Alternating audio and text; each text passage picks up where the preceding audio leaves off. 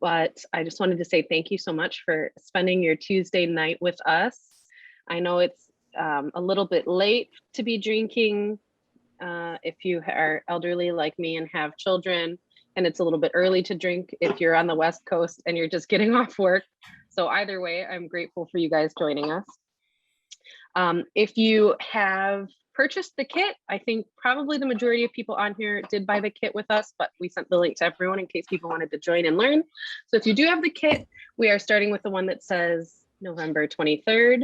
When you pour it, it should go in the order 1, 2, 3. And then when it's in your glass, it should look lightest to darkest. So if you have those 3 in front of you, you can confirm you have done this correctly.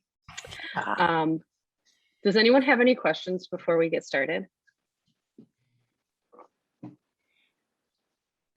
Okay. Does everyone see the thumbs up in the corner here of my screen? Maybe it's this corner, not sure. Yes. Okay. Yes. Cool. Does anyone else have the ability to do that in the reactions? Yes, Chip does. Susie? Very I have cool. no idea. Tom? Jeff? Yes. Oh, Evan's clapping. Nancy Pelosi. Okay. Alrighty, cool. Very cool. So everyone knows how to do reactions. Did we just lose Ken? Oh no, there, perfect. Okay. So I like these to be interactive. I don't enjoy them when someone is just talking at me and I don't get to participate in any way. I love to see the reactions. There's other things you can do if you prefer. Madeline's Zoom kindergarten teacher last year taught me 2 different signs that I always thought were super helpful. So this is sign language for yes, and this is sign language for no. And so you're welcome to use those 2 signs to answer, or you can use your reactions if you're not showing your face. So very cool. How many of you guys, I guess you can either give a reaction or do a yes, have done one of these blind tastings before? Looks like a lot. Cool, cool. A couple people haven't. Okay. So if you've done this before, you know all the secrets and you're probably already experts. But if you haven't, we'll go through this whole thing as though you're starting from scratch with your Mead blind tasting. Do you guys have the tasting grid in front of you, the people that bought the kit? Yes. And you should have gotten also a language chart. Cool. All right. So the fun thing is that we gave you all the answers already. So anything that hypothetically you might taste in these meads is probably already on your language chart. I think the language chart is insanely helpful because not everyone is a highly trained professional or a savant. Some people can pick up a glass and say, you know, I'm getting some really obscure spice or herb, and they're like, oh, this is obviously lemon balm as opposed to like lemon zest or lemon curd, and then you're like, oh my gosh, that's exactly what this is clove, this is cardamom, this is cumin. And some people really have to work at it, and you'll pick something up, you'll pick up your glass and you'll say, this is really familiar. Oops, sorry, that's my 5-year-old. If you hear any screaming, I swear we're just trying to get them in bed. So if you're one of those people who picks up the glass and says, this is familiar, that just means that what you can do to train your palate, to train your mouth to your brain, is to smell spices, smell herbs, smell fruits, smell flowers. You might pick up a glass of mead and think, wow, this is super floral. And you just need to be able to place what that flower is. So smell the flowers. Sommeliers get made fun of because they like lick rocks. They're like, ah, yes, wet river rock, slate, granite. I don't know if that actually has any effect on it, but there's all kinds of crazy stuff. So we're going to start with mead number 1. This can be as interactive as you guys want it to be, but I'm going to try not to ask anyone to do anything they don't feel comfortable with. So does anyone want to try to do the grid as I sent it, the blind tasting grid, for the appearance of mead number one? It's totally okay if the answer is no, but if anyone wants to do it, I would be happy to hear from you.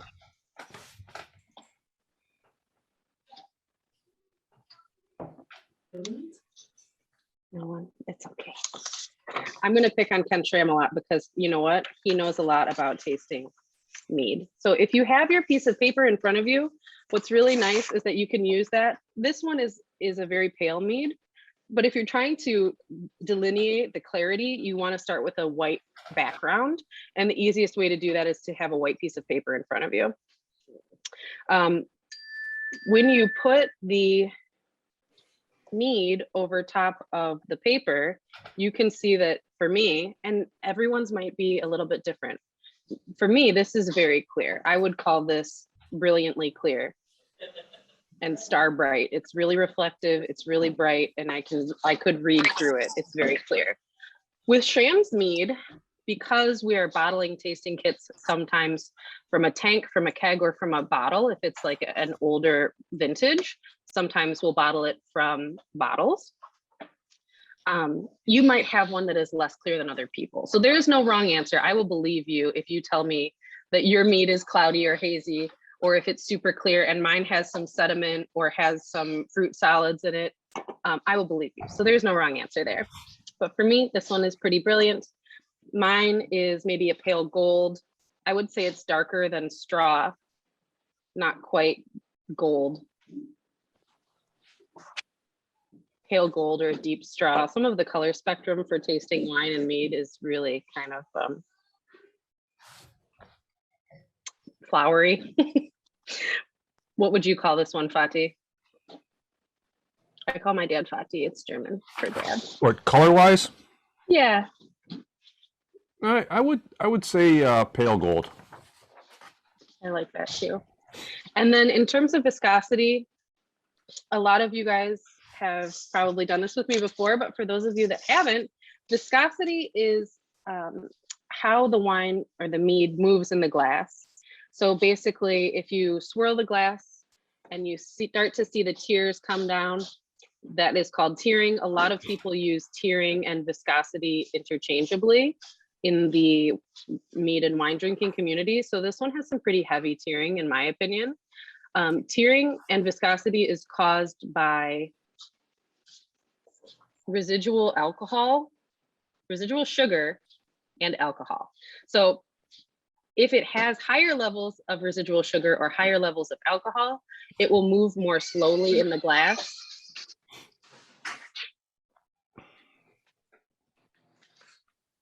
In this case, it has a little bit of both. It's moving pretty slowly, so I would just call this heavy viscosity, and then we'll determine what that means later on. So then we would move on to the nose and palate. I have combined these two on the grid because I thought it fit quite neatly in a nice sheet of paper. Oftentimes I will go through them completely separately because sometimes you will pick up a glass of mead and you'll get it on the nose and it will be completely different than what you get on the palate. Maybe it's bitter, maybe you smell something and you think this is going to taste sweet because of the way it smells, and it's bone dry. And I love that, and that's really fun, but unfortunately for the sake of this grid, it is, it's Madeline and Amelia in the background. I might have to let you take over, Fatih, because I have to get these tiny humans to behave. Why don't you take over with maturity, and I'll be back in 2 seconds. I'm so sorry. Well, we're still we were still on the nose. Is anybody finding anything distinctive about this? So the first line of nose and palate is maturity and then intensity. Sure. And then we would get into the honey, fruit, and the character. Right. It's a little more, I'm getting some kind of minerally character a little bit. Yeah. I'm not sure if that's just on my end, but it's not what I would have initially anticipated. Sure. Anybody getting, I mean, in terms of youth and maturity developing, for youth, one of my usual characteristics that I will find in meads that will be definitive is a yeastiness. Does anybody get any yeastiness out of this at all?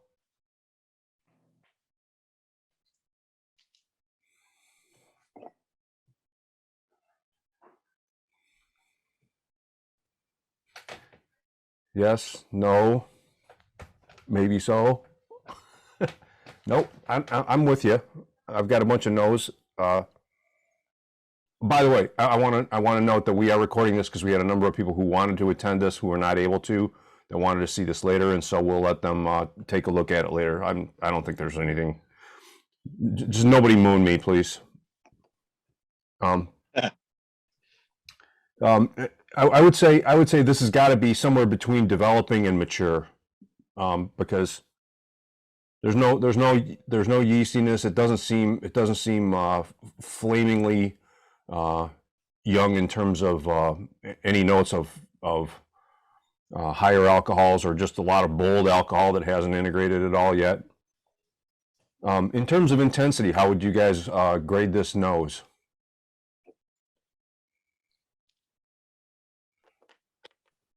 Moderate. I can't. Moderate? Yep. I'll give you that. That's a good call. I wouldn't I'd say it's powerful. moderate to high. Yeah, you don't have to have the glass all the way to your nose to have it begin to make its impression, which to me puts it at least moderate and powerful, maybe so. We'll one of the things that we can do is to come back to. I mean, if you've got 3 glasses out, I've only got 1, but if you got 3, you can pour all 3 of them into different glasses, and then you can come back later and make some sort of bubble sorting in terms of which one you think is more impactful and which one's less. Do you get a lot of honey character out of this? Yes. I tend to agree.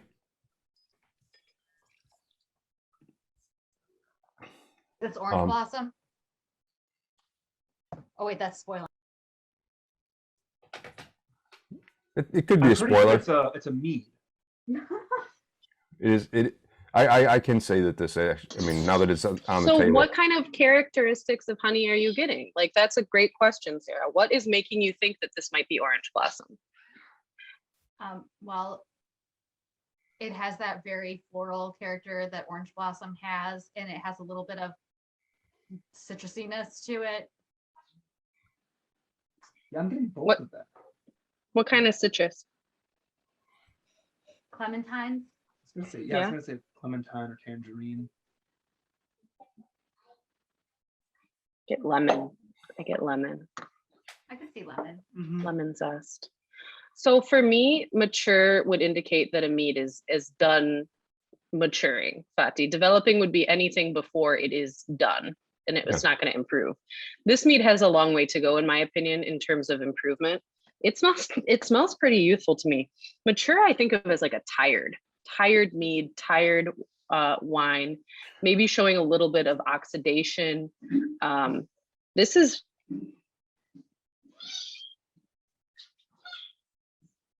not showing to me that it has been aged for a long period of time. One of the indications besides the nose and the palate for me here is that it's really pale. And I know that as light meads age, they get darker and more brown.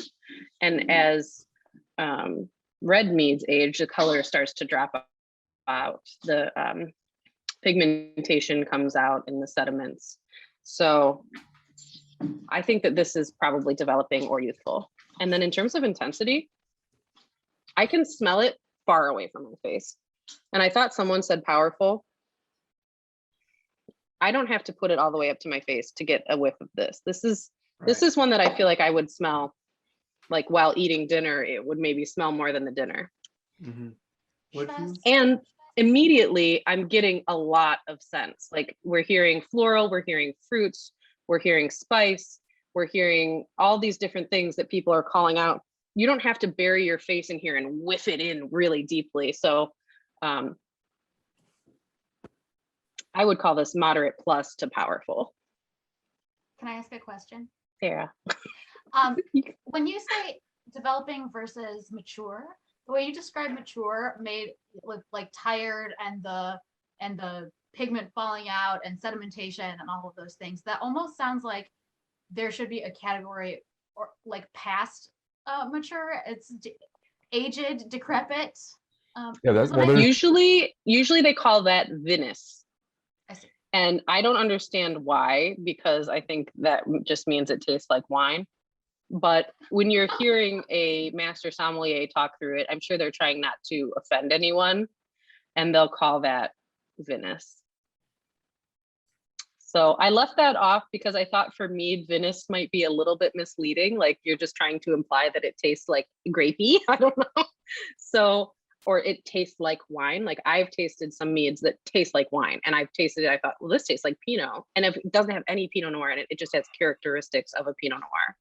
So I left that off, but you're right. I think that the mead world could come up with something like that. I think over the hill. Yeah, mature the seems gist like of it. peak, and then it seems like some of the words that you're saying it's tired is like, well, that's past peak. yeah. I would agree. So what about the next thing? We've three things we've got are well, four things. We've got fruit, specific fruits, fruit character, and spice. Sure.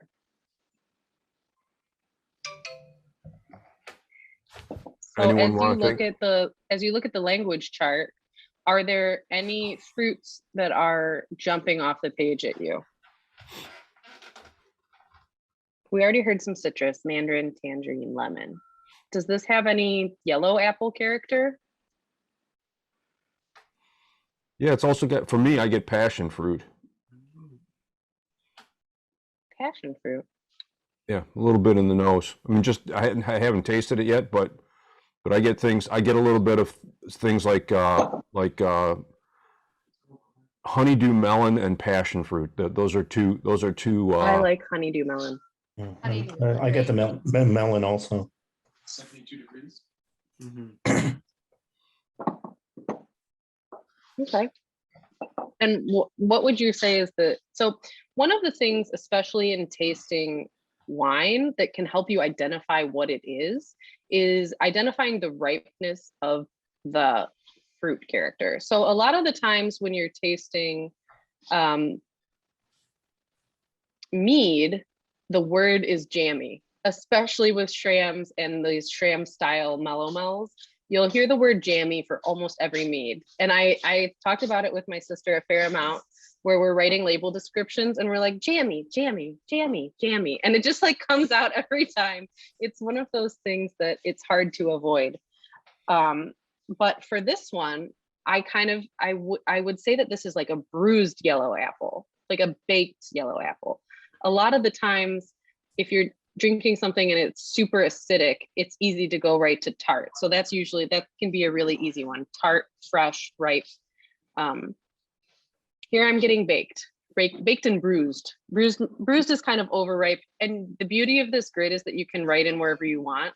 I think this is a super helpful grid for people who are trying to improve their palates and their ability to describe what they like, especially to, if you go to a retail store and you're trying to tell them like, I like mead. And they're like, what meads do you want? And you're like, I like them all. I don't know. Like, it's really tricky sometimes.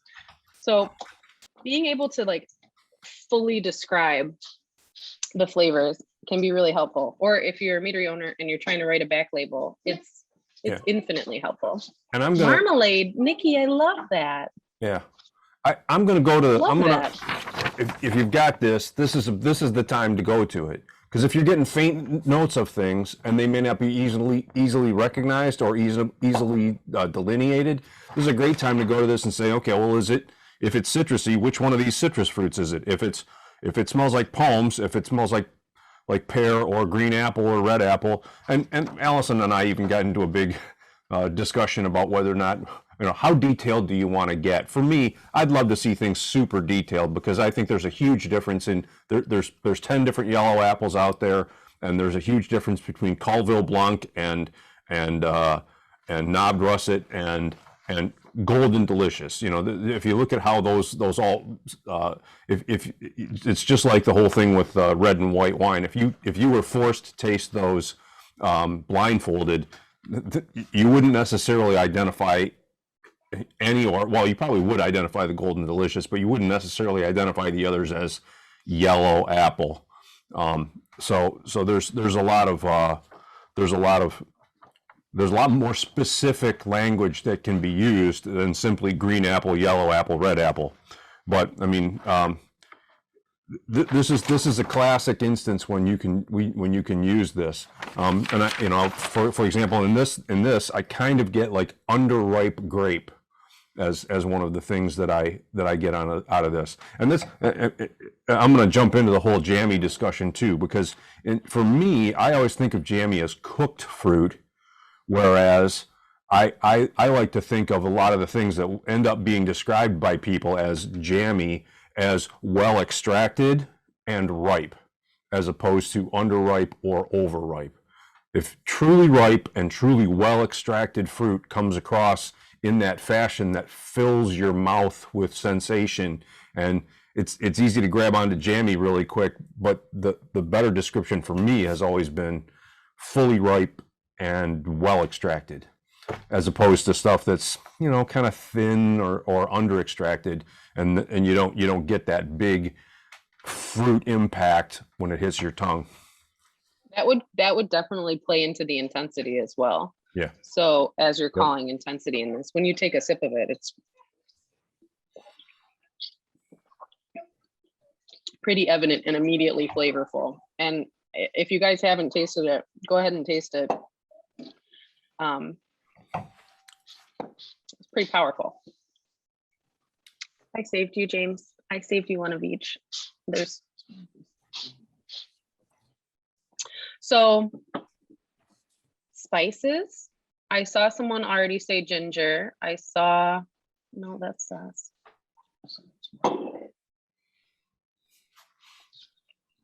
Is anyone else getting ginger? Why, yes, I am. I got some of that. I don't want to jump the gun, but I almost want to say a little cardamom or allspice. A little. Mostly the latter, but I'm not sure if I'm jumping the deep end or not. That's okay. What you're getting to is the. I mean, it's written on there. Yeah, it's. They may be side notes. They may be characteristics of the spice that's actually there. Oh. Well, that's the thing too. So if you taste wine, you taste with a similar grid. And this is what makes tasting mead so unique. I'm really glad you're on, Evan, because I know that you are not coming from a mead drinking background, not a heavy mead drinking background, like some of these faces on here, which are beer is my more robust background. I'm excited to be here. So with wine, I'm excited to have you. With wine, it's just grapes. It's always just grapes. And then you're like cardamom, ginger, allspice, nutmeg, baking spices, and you're like, well, maybe that's from a barrel, like maybe they've used oak, because oak can impart a lot of tannin. Right. But in mead and certain grape varieties and certain yeasts and certain fermentations can create these phenols which smell and taste spicy, and that's what that spicy sensation can be. So that's just from grapes. And then there's these secondary and tertiary flavors and aromas that come from the aging process. Maybe they've aged on lees. That can create a different character. But in mead, if you're tasting a mead and you're getting spice, there are so many different ways that you could be getting spice. So you could be getting spice. One of the unique things about Balaton cherries and even Charbake cherries that I get is cinnamon.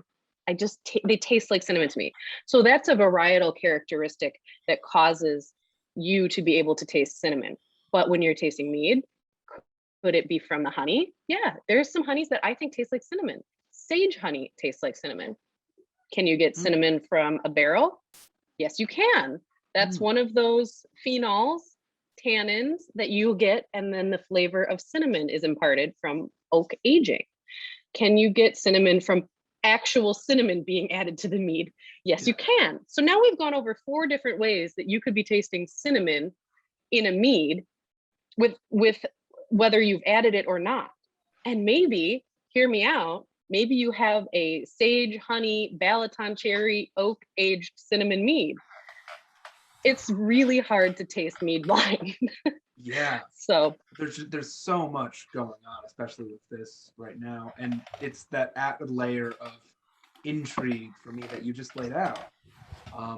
That there are so many things that could go into what's going into this flavor palette, which is great for me because a little tiny bit of mead background for me, very robust craft beer background, not much with wine, and I think the point you raised about how so many things can go into the flavor palette is what makes this exciting.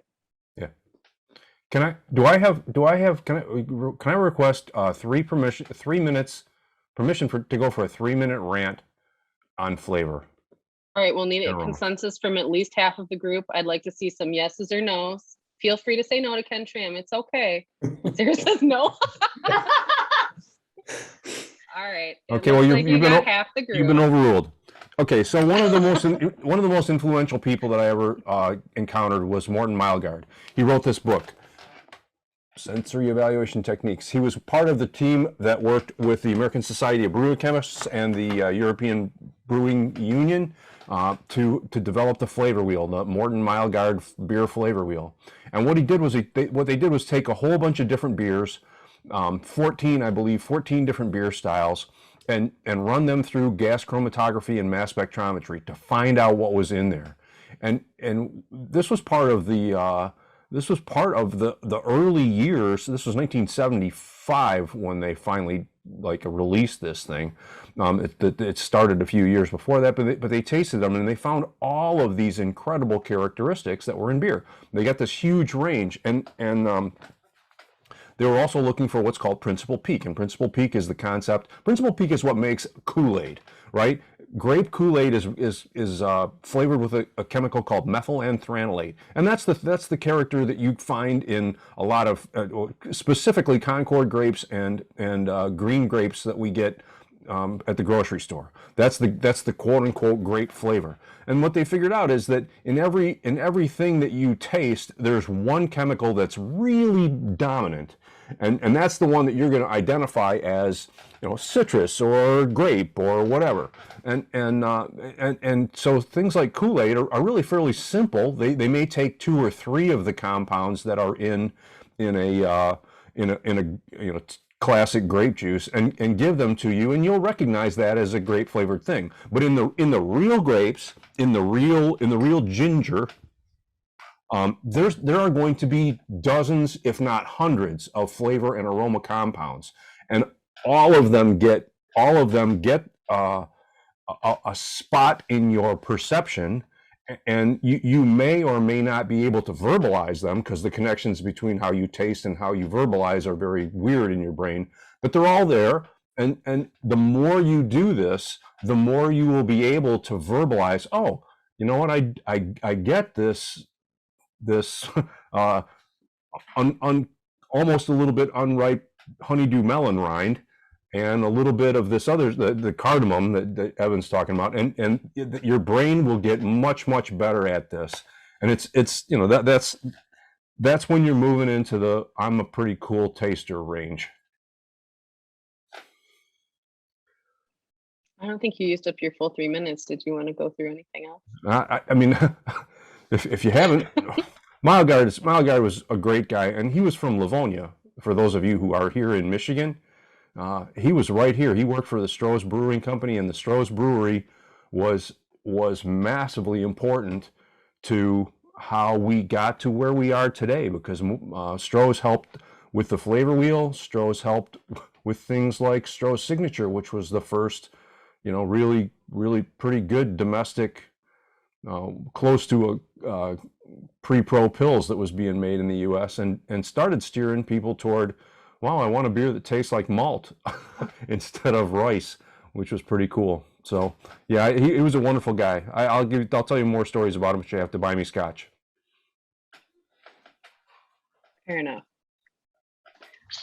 So, okay, we've got some spices. I saw someone say rambutans, which I think are just a hilarious fruit to put in your mouth. Because I think they feel like eyeballs. You missed the chat. Is anyone getting any herbal notes?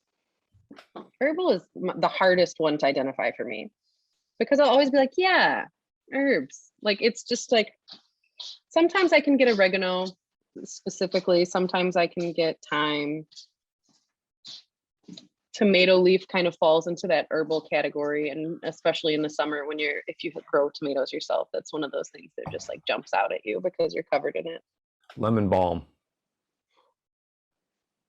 I can see lemon balm for sure. Lemon balm or lemongrass? I'm getting more lemongrass. I get lemon balm. I get the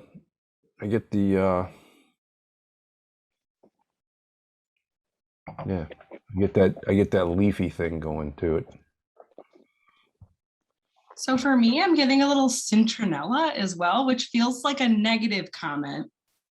But I always feel weird throwing out the strange flavor profiles like cat pee and like, they just sound bad. I That feel like leatherwood was citronella actually is showing in that beautifully. realm where it doesn't sound good, but this tastes delicious.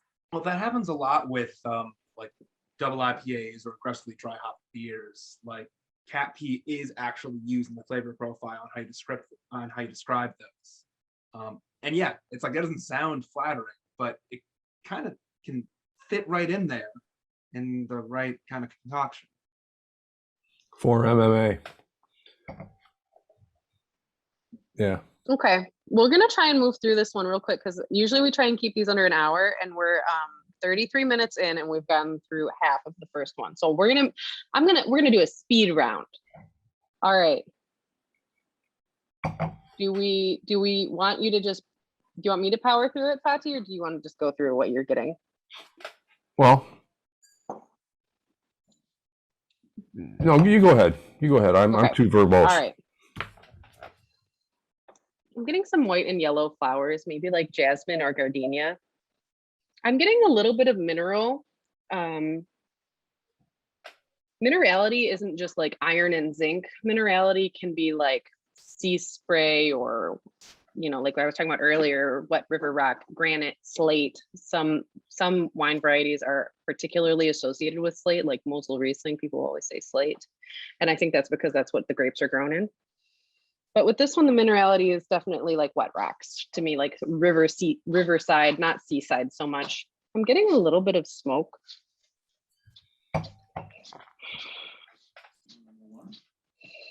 No nut for me, and I'm not getting any earth.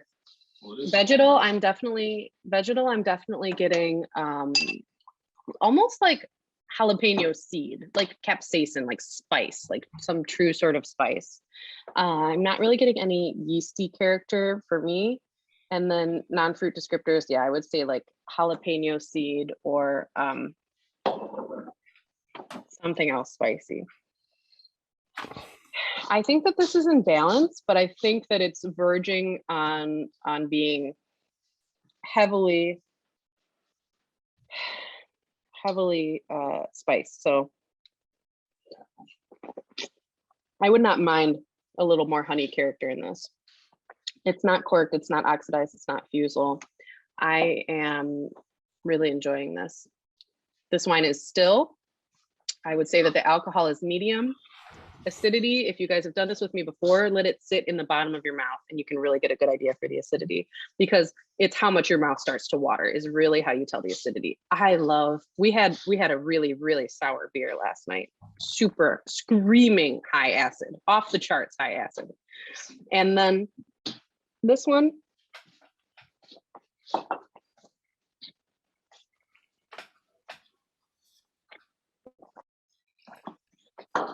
it's got some acid too. I would call that medium plus. Tannins on this one, usually there's not a lot of tannin in mead. Tannin comes from grape skins and seeds, but I'm getting tannin on this. I would call it medium. Low bitterness. I would call this sweet. Things that will deceive you about sweetness are acidity and tannin. They'll make you think that a wine is less sweet than it is, especially if it has high acidity. Medium body. Medium plus complexity, we talked about a lot of different things. This also has to go into intensity. So for me, this is medium plus complexity. It's got florality, it's got fruitiness, it's got a lot of non-organic flavors like minerals and things like that. It's got a pretty long finish. I would call this medium plus or long. The style here, I'm going to go with metheglin, which is a spiced mead. Age probably 1 to 3 years. I'm not, for me, for a spiced mead, now that I'm concluding what it is in a deductive tasting, I would say that this is 1 to 3 years. I would pair this with barbecue. I would pair this with any sort of like heavily spiced ethnic foods. When you're pairing, you want to pair intensities. So you would need something really bold to go with this. Something else that I think would be really hold up to this would be like a super creamy cheesecake, or like a pumpkin cheesecake, because I feel like the spice of this would go really beautifully with these fall flavors like butternut squash. And because it has a lot of sugar, it would pair well with dessert. So that is it. I didn't make polls this time, Nick. Forgot to make polls. Maybe I can get them up before the next one. So does anyone want to guess what this is in the chat box? There is no wrong answer. You can be first too. I already know, so I'm not going to guess. Oh yeah, if you look, just don't guess. No, I helped like a package spicy. these, so. No. I'm saying to everyone else, trust. Ginger.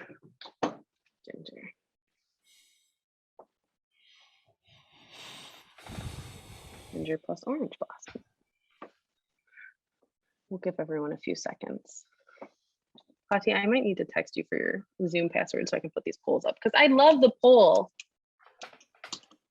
I think I might have it. Let me check. All right, so you guys can look. Did anyone think for a second, like maybe this is Lord Jim? Did anyone think, could this be barrel aged? Am I getting any vanilla? Am I getting any barrel? James wanted it to be Lord Jim. Some people think maybe no barrel. I think that one of the things about Lord Jim and what would lead me to believe that this wasn't like a barrel aged ginger mead is because this is super ginger forward. And what I think that the barrel does when you're drinking our ginger mead and our barrel aged meads, it really softens the edges. So what did you guys think? Did you all immediately know this was ginger? Yeah, I'm not seeing a lot of reactions here and the thumbs up and stuff. A couple. Okay, so one of the pros and cons about only being Michigan law only allows you to sell your own products. Pros and cons there are that Schramm's Mead has 2 catchphrases that we have always lived by, key phrases, mantra. What is it, Fati? What is this? It's quality and fidelity. What would that be called? These are words that we like have Motto. truly founded our business on. Our motto. Watchwords, yeah. So quality and fidelity, that means that we want to make you the best meads we possibly can. And then the fidelity means that we're going to be true to the ingredients we use. So if you thought that this was an orange blossom ginger mead, we've done our job right, which makes blind tasting Schramm's meads kind of fun, depending. These two, I think it's going to maybe get a little bit trickier. We'll see. We'll see. I think these will be trickier than the ginger. Ginger, man, it's got some fidelity, doesn't it? It tastes like ginger. So, all right, we're going to go through this next one as quickly as we possibly can. One, two. Mead number 2 is a clear, bright, pale ruby with hints of orange mead. The viscosity is, I would call the tiering on this heavy on the nose. The next thing you would do, for me, we have this a little bit out of order. It says flaws. The first thing I would look for when smelling any alcohol I'm drinking is to see if it's clean. Does it have cork taint? Does it have any flaws? Is this an oxidized old? Should I put this in my mouth? If it's corked, you don't want to drink it. although yes, it will not hurt you. So this mead number 2, immediately smells good. Immediately, it's something I want to drink. If it was corked, someone help me. What does cork taste like? We're going to try and go through this as quick as possible because there's so much to get through. James says wet dog. Basement. Cardboard, wet basement. Excellent. Have you guys had a corked Schramm's? Yeah. James says yes. James Naeger raised his hand. How did you even raise your hand? Oh, you're asking Has anyone else had a corked Schramm's? Is my chat delayed, or is no one wants to talk to me today? A lot of people saying no. I love that. We buy super high. Some people saying yes. Hear anything from the audio from the beginning. To be fair, I had one to test and find out what it tasted like. Did I give you a corked bottle? Debbie showed me once. Debbie. Oh, Debbie. Mm-hmm. Okay. So yeah, corked mead is hard to tell.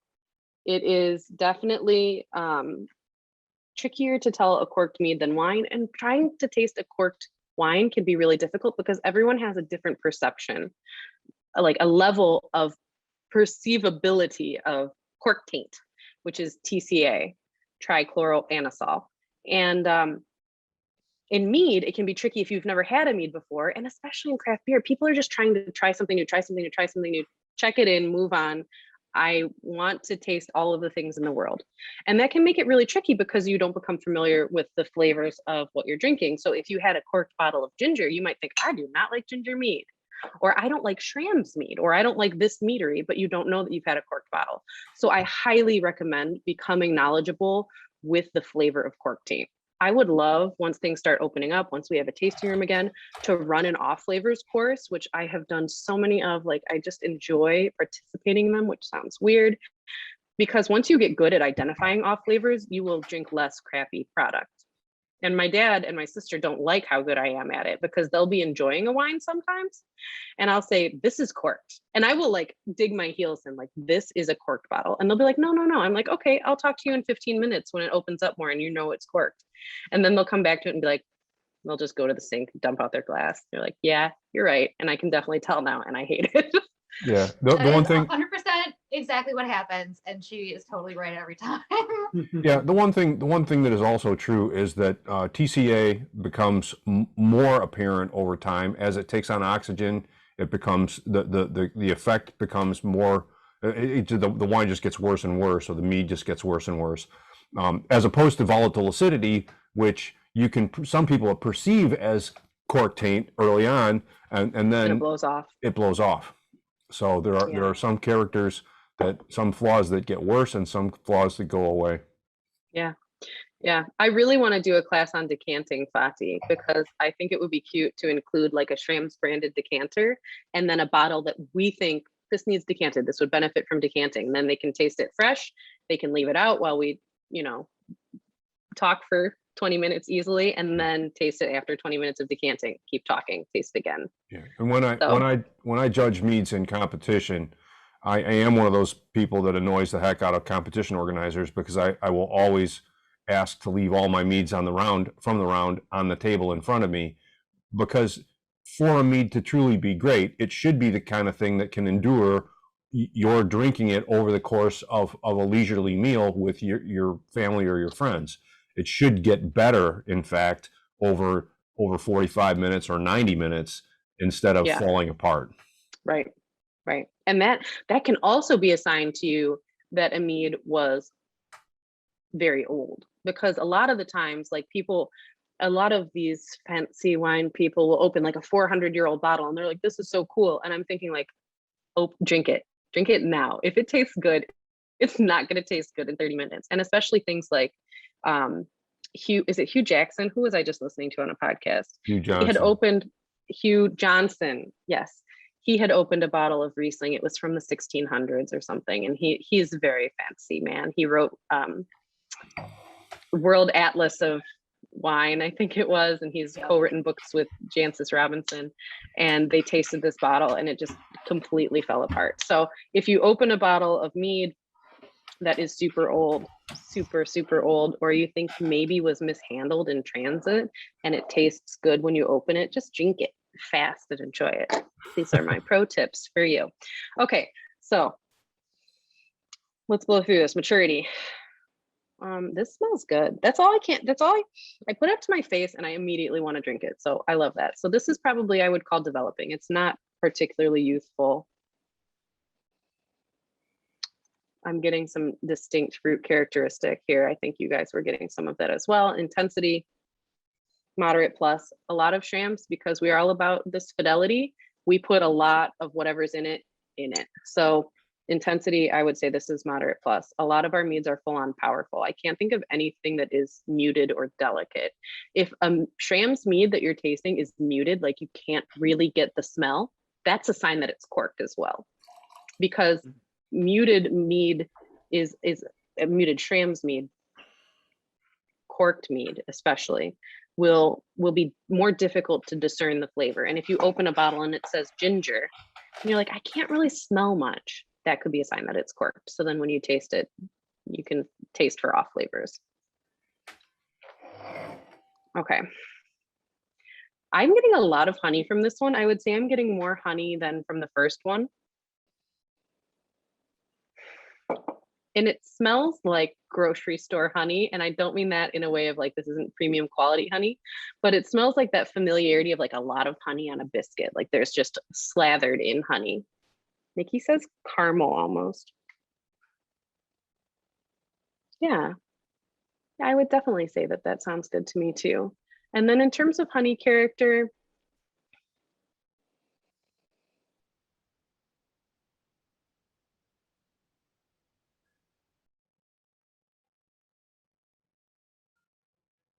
a similar brightness to it, in my opinion, that this mead does. Fruit category.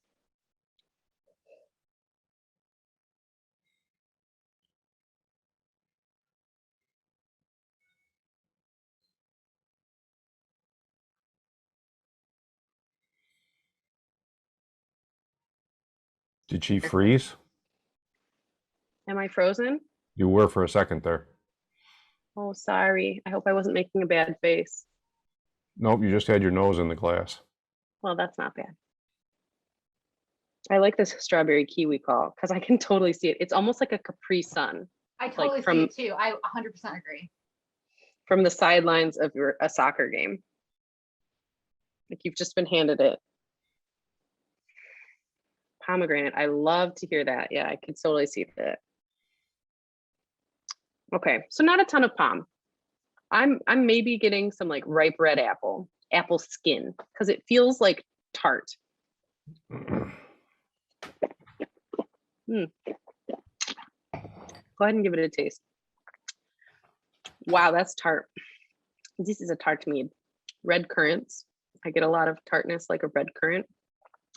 An underripe strawberry. Have you ever bitten into a strawberry that's like, you don't even know why you bought that pack? It's like a little too white. It's like half white.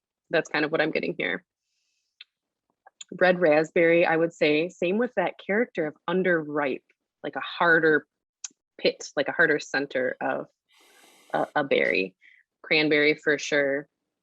A little bit of red gooseberry. Sarah knows the flavor of red gooseberry almost better than anyone here.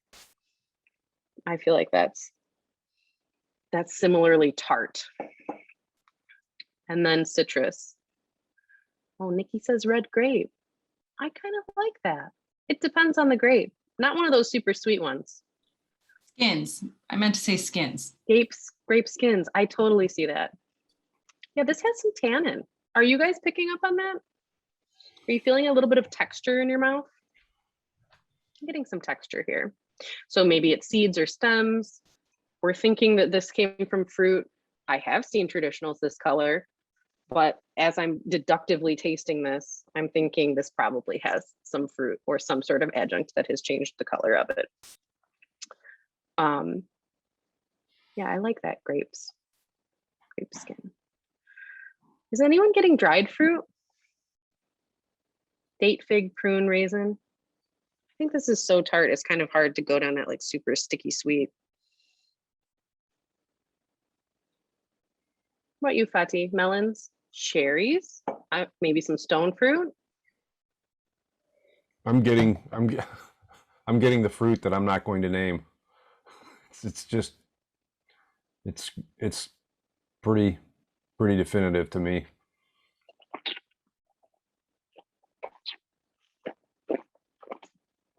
I kind of get red currant and cherry. Tart cherry.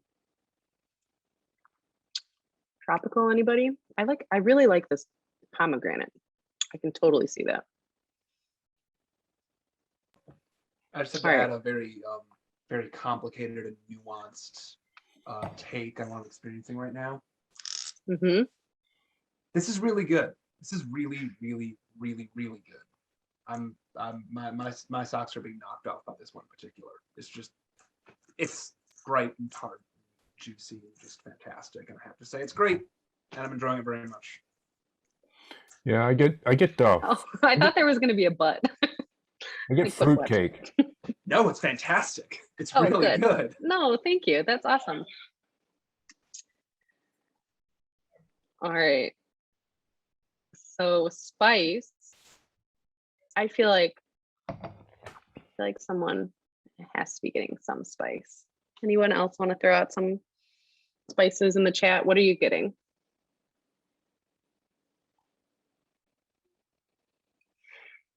Cumin. I'm getting a little bit of dust. I don't know how to say that necessarily. I'm getting the scent of being around something that is powdered. I almost wanted to say cocoa, but it's the sensation of getting something spiced near you and having it in your nose. I can't explain it. So I'm going to call it dust. It smells like some sort of powder. Maybe from wood shavings. Allspice. Not exactly a spice, but I'm kind of getting a little bit of wood shavings. Pencil lead, fresh Ticonderoga. Am I the only one there?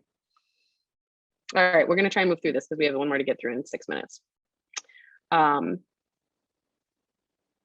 Definitely mineral, definitely floral. I could see fruit blossom on this one. I'm not getting any evidence of oak. Oh, a mead that is this pale and has this this has a low intensity of color is how I would describe this mead. It has clearly had some color, but it's no Black Heart. If you pick up Black Heart, you cannot read through it. You cannot see through it. This is one of the palest melomels that I think I have had from Schramm's. I think that this mead is in balance. I said previously, no flaws. The wine is still, I think the alcohol is low. Acid is high. Tannin, medium. Bitterness, I'm not getting anything super bitter. I can tell there's some seediness to it. I see Troy is giving a thumbs up. And this is just pretty sweet. For how tart it is, it's balanced. So I would call this sweet to very sweet, full body, medium plus complexity. I don't think that the finish on this one is long as the last one. What do you guys think? I'm thinking medium. Medium? Anyone else? Medium plus? Which direction would you go? The acidity hangs for a long time. That's the one thing I will say about the finish on this. The acidity is still sitting there on the back of my tongue. And I haven't had a sip now for at least a minute. Yeah, I kind of like medium, but I feel like the previous one stuck with me longer. It's round, and I don't know how to describe it. It fills your mouth, and then it cuts through with that acid. So it definitely evolves as you go through it. And I like that. That's what makes this more complex, in my opinion. It changes as you drink it, each sip. That's what we call lateral and vertical complexity. Vertical complexity meaning that it changes over time. Lateral complexity meaning that it fills your entire mouth with complex things. That you get a full set of acidity, sweetness, fruitiness, perhaps a little bit of spiciness. I still think I get something like really fresh wood character to this, just newly mown apple wood, kind because I just newly mowed a bunch of applewood this weekend, and that sort of lightly tannic and very very fresh character. So you get a lot across your palate, and then you get this whole thing that starts like this and moves like to this, moves to this, and moves to this, and then finishes with this acidity that sits there for 60 or 70 seconds. So yeah. All right. Who can recommend a pairing with this one to me? I have something in my head and I don't want to shout it out. I'll shout it out for you. It's not what you think. Oh, but go ahead. I was gonna say I'm ready to hear you. Turkey. Yeah, I mean, there is a holiday coming up. I was thinking pork. I feel like turkey and pork done poorly are super interchangeable as a dry white meat. I was gonna say pork loin. Pork loin. I think a well done pork would be much better. I love brisket. That is a great option, especially with some sort of like a sweeter barbecue sauce. I think would be really nice. I don't know why. Maybe I just have barbecue on the mind. Like a North Carolina barbecue sauce is a mustard base. Would be with this. That could be really good.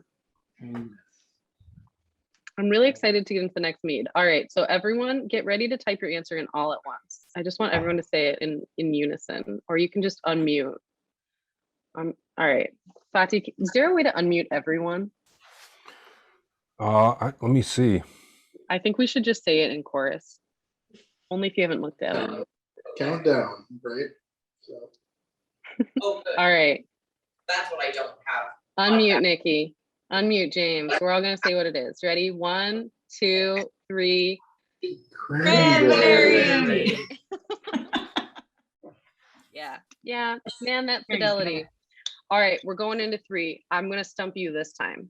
I will get you, my pretties, if it's the last thing I do. Yeah, that one's cranberry. Man, it's tasty. Okay. And I need some of that. I need a bottle of that. Same. I knew it was gonna be good. Beyond expectations. Fortunately, you know somebody. All right, this one is hard, and I know that there are some real experts out here that have done this 3 or 4 times with me, or 5. Does anyone now want to take appearance? Otherwise, I'm going to pick on Evan because he's my sister's boyfriend, and I feel like he can't say no. We don't have a chart in front of us. We don't have a chart. Oh, okay. So I will guide you through it. You sent us a chart.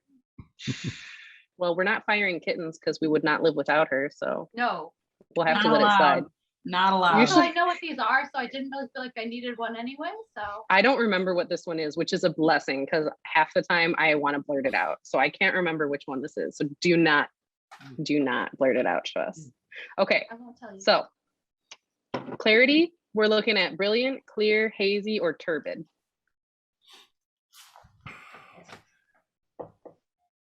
It's not clear. It seems fairly dark and opaque, at least more so than the last ones we sampled. So that's more of the intensity of color. Clarity is there anything floating in this? Is there sediment? Is there yeast? Sediment. I'm getting some You have sediment? I do, a little bit. Could you read through it? Okay. Could you read through it, do you think?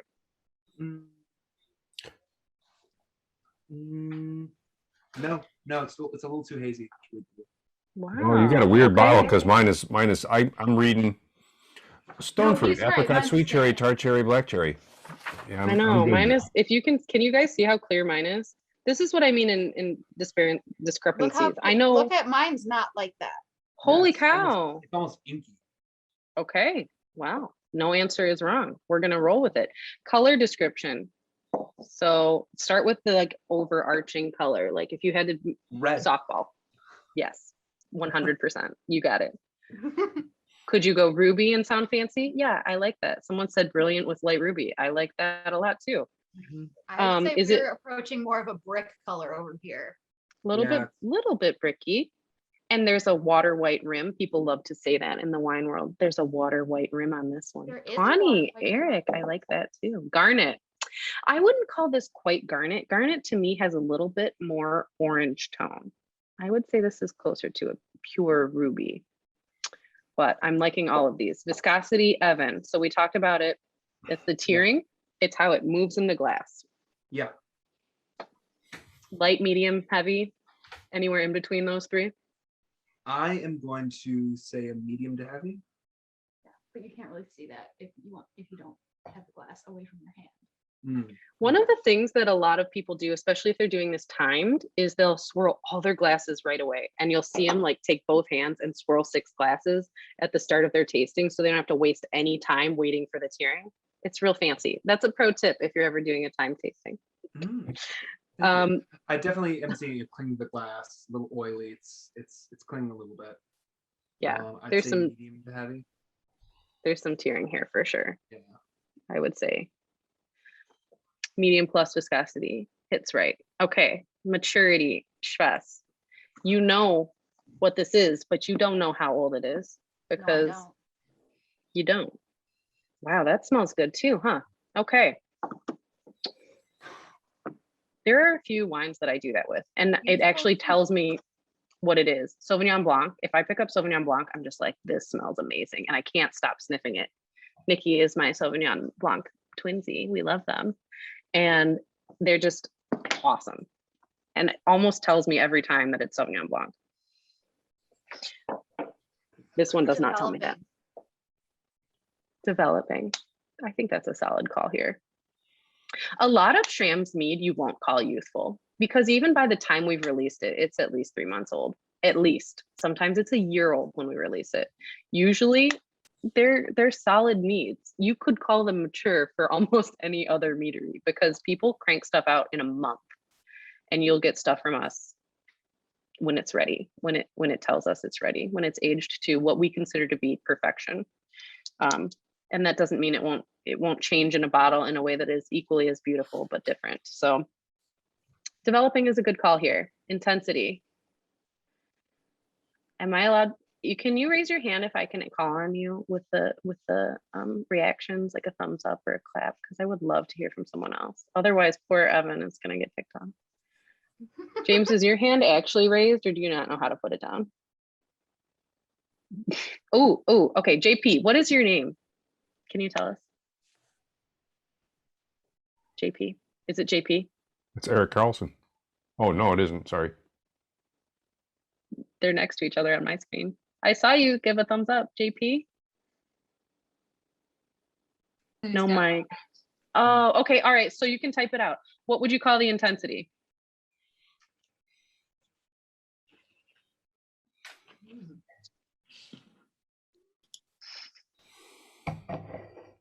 Powerful. All right. Do we agree? Yes or no? Or nods or whatever. I'm good with anything. I'll take any interaction. I feel like everyone says yes so far. Yeah. I feel like this smells like something. I don't know what yet, and I love that about it. Does anyone feel like they immediately knew what this was, like with ginger and cranberry? No, this is not as self-evident. Troy and Sarah? At least for me. Well, I tasted this before. Yeah. Thank you. Sorry. This is when I'm supposed to give my children back scritchies, as they call it. So they're very beset with me. They're having a hard time going to sleep. Powerful. Okay, so I really like that. Honey character. I saw D. McGill. D. McGill, what is your name?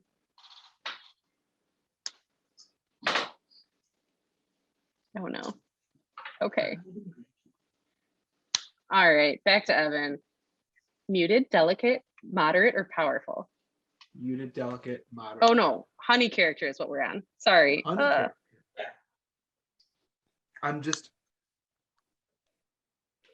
would say, I almost want to say muted, only because the fruit characteristics, and again, the jamminess is so much more at the forefront on this for me. I mean, the honey's definitely there, but I'm getting more a ton of honey. fruit. Are you getting any like confectionery characters like caramel, toffee, cat also can come from honey? Yeah, a little bit of toffee. A little bit of toffee or like a roasted caramel. Like that would be the non-fruit sweetness I'm picking up here. It Mm. seems less obvious honey and more burnt caramel. Not quite as dark as a toffee, but I don't smell it and immediately, bam. Yeah, Oh. I'm really struggling to find the honey in this. I know that it's Yeah. there I'm and not. that. Okay, what are you getting? Is this I love orange to argue with blossom? you. I thought orange blossom too. Was it florality or was it a citrusy thing? Because Florality. I'm curious. I'm not gonna go with citrus. I'm getting all kinds of like apple blossoms and all kinds of, and I don't know. I just went, is this orange blossom? It was the first thing when I put my nose in it. Yeah, I feel this Honey is really prominent to me. Okay, it's gonna be embarrassing if it wasn't, but that's what I'm getting here. I'm gonna look it up when I get into work tomorrow. It's the first thing I'm gonna do is be like, what did we put in this one? Just Right. kidding. It could be wildflower. Maybe, yeah. Okay, all right. Fruits. Is there apple in this? You guys, I can't remember which one this is, and it's really exciting to me because it's totally blind. Not totally blind. I think I have a 50-50 chance. Apple, citrus, strawberry. Okay. Oh no, my computer's gonna die. I'm the worst at this today. Cherry. Getting a little what? Cherry. Cherry. What kind? What kind? Tart, black. Black. Black cherry, yeah, I can see tart. that. It's a rich, sweet cherry. I I don't know I my would say breed yet. I would say maraschino. I'm just gonna yes. go plug in my computer with you guys. We're on the move. Do, do, do, do, do, do, do, do. Please don't judge my house, it is dirty.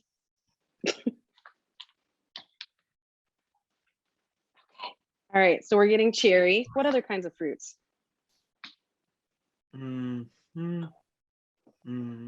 Strawberry. Strawberry. I like strawberry. blackberry. Cherry, Red grape. strawberry. Blackberry. Blackberry, yes. Definitely blackberry. Could this be a blend of fruits? I'm gonna try and throw you off, no matter what. Loganberry, maybe. Loganberry, Tayberry. Quince. I like that. I like that a lot.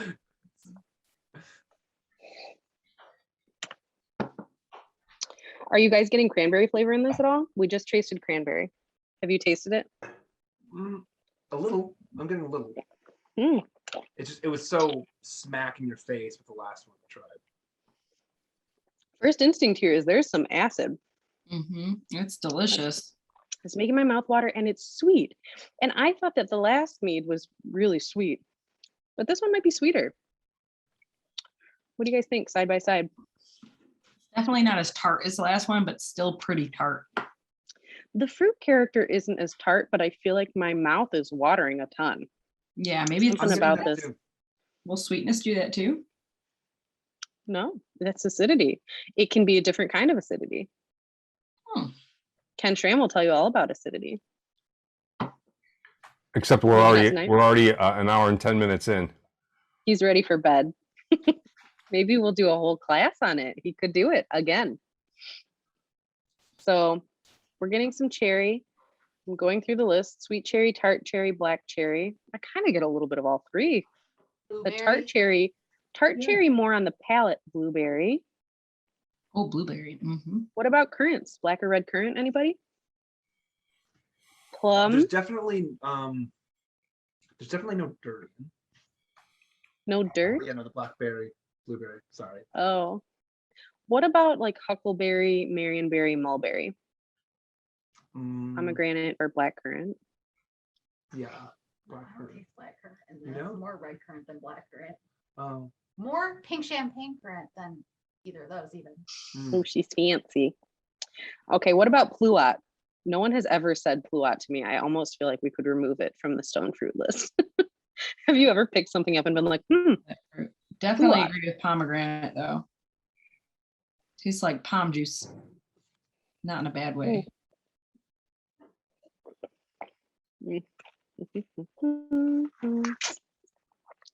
very tart. Okay. All right, so I think Any we've hit all the alcohol in this fruits. either. Like it's just tastes like juice. This one is smooth. Very. Okay. So some light spice, maybe. Someone said spicy honey. I'm kind of getting a little bit of cinnamon, but I don't think it's coming from oak aging. We've already talked a little bit about some florality that people are getting. I'm not getting any wood use on this. I don't know the age like offhand. It doesn't taste like it's been aged in any sort of oxidative capacity. I'm not getting a ton of minerality on this one. I would say this is more fresh, fruit forward than the two past. I think this is super fruit character. I just don't immediately know what it is. Non-fruit descriptors. It's pretty hard to come up with any, isn't it? How about you, Fatih? You're the pro. The one thing I would say that it's not a non-fruit descriptor, but I would say that I'm getting a little bit, and these are secondary notes, but I'm getting a little bit of tropical here too. You know, I'm getting a little bit of like almost pineapple and just some tropical papaya mango stuff going on in the background. I like mango more than the others. Yeah. I see mango.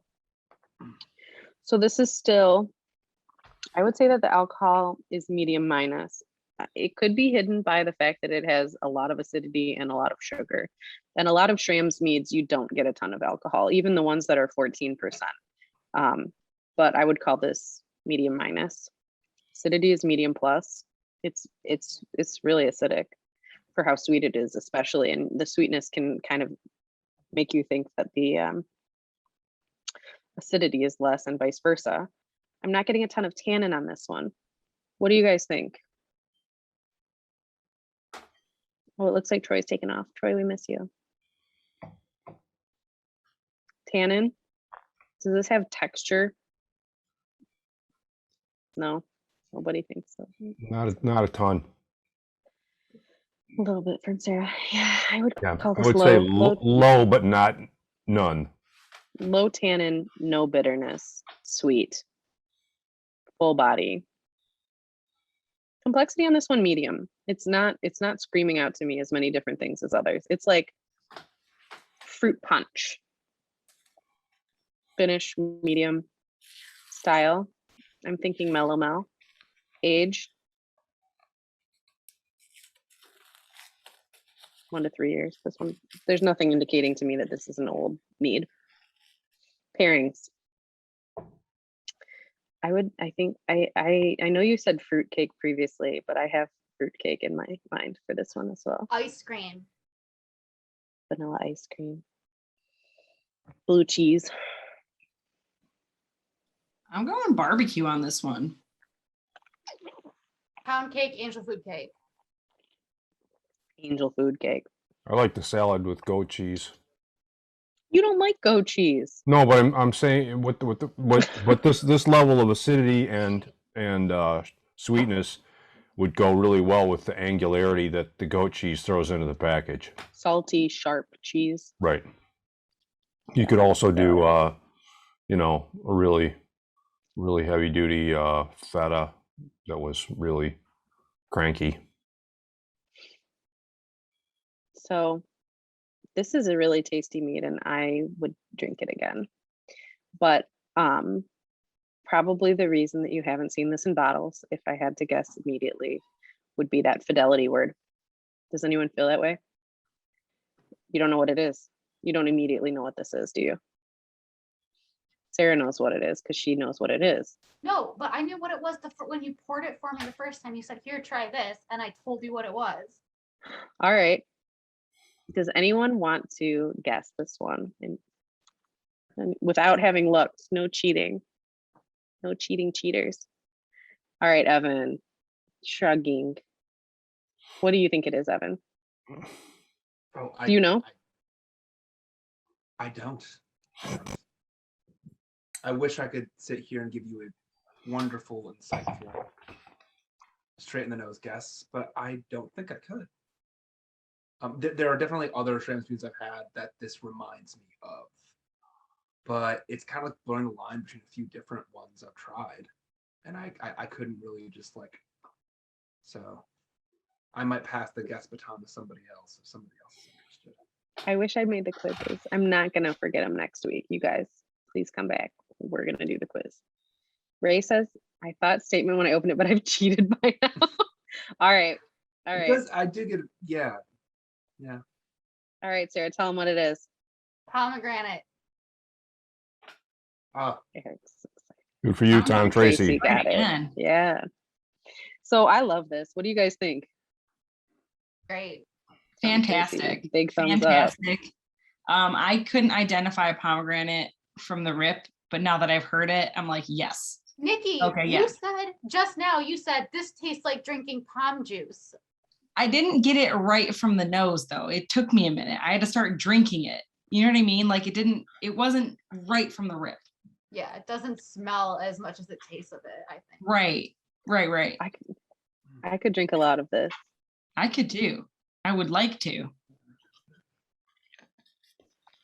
I think we have some 200 mLs of it in bottles.